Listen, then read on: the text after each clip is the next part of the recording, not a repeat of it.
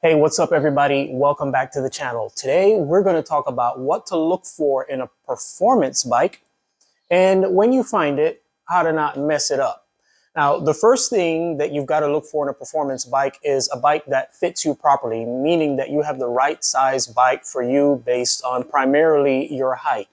But the second aspect of that is just as important, which is to make sure that you can fit the bike properly. The second thing that we want to do is we want to have a bike with what we call a stout or a stiff head tube region. Now, manufacturers are already baking this into the manufacturing process of bikes.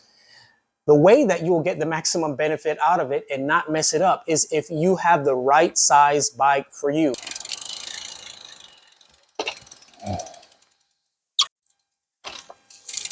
All right, in the topic of head tubes, regardless of the manufacturer and the model, in most cases, your bikes are going to come in one of two forms, either performance-oriented or endurance-oriented. The difference is that performance-oriented is going to have a much shorter head tube.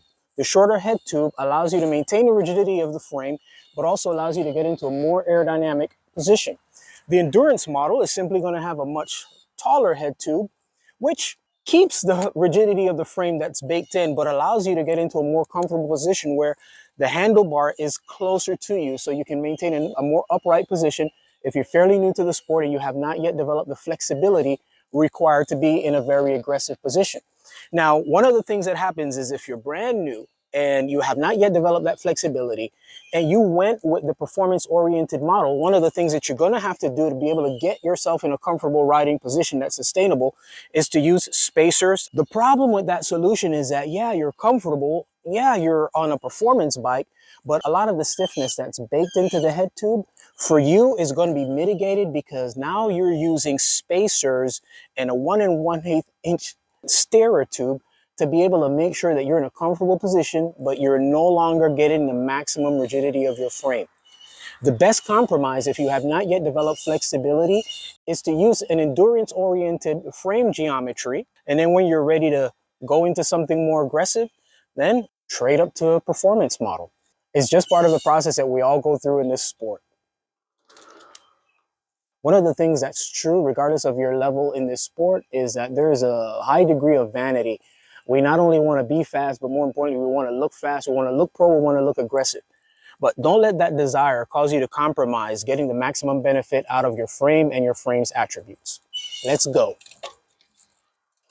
Now, why is making sure that you have a very stiff head tube region important? Because when you're climbing and you're torquing the bike, or you're sprinting, or you're diving into corners, the responsiveness and the control that you have on the bike is going to come from having a very stiff head tube junction. If you have a very noodly head tube region, or if you're mitigating the benefit of your head tube region because you've got stacks and stacks and stacks of spacers, you're not maximizing the stiffness out of the head tube region. The next thing that we look for in terms of a performance bike is what we call a very stiff bottom bracket region.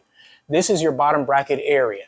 And what the bottom bracket does is it helps to transmit the power.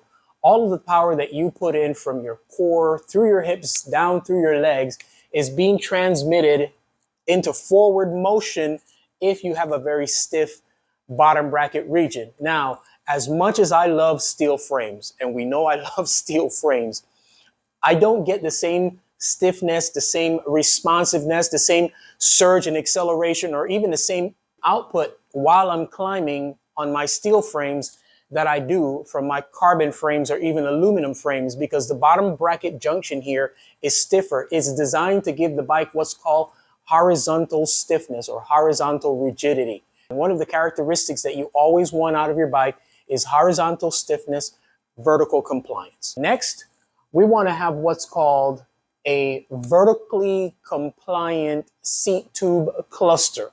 And here's why. We want our seat tube to kind of like do this. We want it to be able to flex anything that it can do to help to absorb shock, isolate us from road vibrations, to be able to dampen some of the imperfections that we're going to feel and face while we're out on the road. And what manufacturers have been doing is making sure that the bikes have a very thin seat stay area so that the seat stay flexes or it's not as rigid, The other things that manufacturers have started doing is they started doing what's called a drop seat stay. Some people think that that's only for aerodynamics, but one of the things that it does is it helps to give frame compliance. Some manufacturers have started doing or using what's called a mechanical solution for that. Trek comes to mind with the ISO speed decoupler, where they have the thing where the frame is actually like in two parts and it moves around. You can dial in a lot of compliance or a little bit of compliance from the decoupler so that the seat tube flex helps to eliminate a lot of the road buzz or vibration. Some manufacturers like Lapierre, by the way, Lapierre makes an incredible bike, the Zelius. I've got an upcoming review on that bike.